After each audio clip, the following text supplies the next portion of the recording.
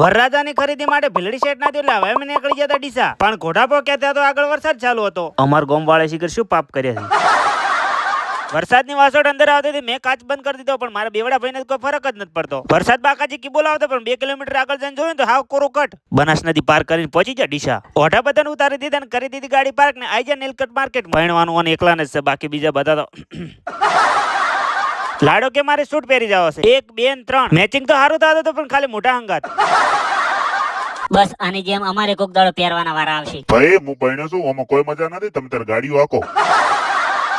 લગન જ એક એવી ઘટના છે કે જેમાં વરરાજાના પસંદનું કોઈ લેવામાં નથી આવતું. અલે આ તો નતું વતાડવાનું.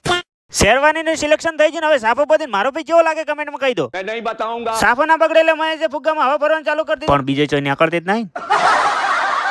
ઘરે તો ચા નથી પીતી, પણ કોઈ મફત ની પાવે છોડતોય નથી. કપડાનું કામકાજ પૂરું કરીને હવે અમે પહોંચી ગયા શણગારની વસ્તુ લેવા. ભાઈ મારો વીરો ઝગમગ ઝગમગ થાય એવો શણગાર આલો ને. દુકાન વાળો જોવે પેલા મેં 2-3 ફોરા માલ લીધો. મફત નો શોર્ટ હતો, સુગંધે હારી આવે. ઝોન લાઈન જઈ દાડે 500 ની ઉડાડવાની છે, જેને હપ્તો ના ભરાતો વેણવા આવી જાજો. શણગાર બધો લઈ લીધો ને હવે આવી જાય અમે પનોતી લેવા. ગમે તે થઈ જાય, પણ વરરાજાનો લેખો ના પડવો જોઈએ. લેવાનો તો લઈ લીધો ને હવે નીકળી પડ્યા અમે ગાંધીજીએ બતાવેલા રસ્તા પર. હાડીઓ લેવી તો આવી જાજો આપણા મિત્રની દુકાન. અરે ગમે તે જાય હું ભેગો હોય તો કોઈ ભૂસ્યા ના રાખું, ભલે પૈસા એમને આલવા પડે. અમે જઈએ ઘરે ને, હવે તમે લાઈક ને ફોલો કરી નાખો.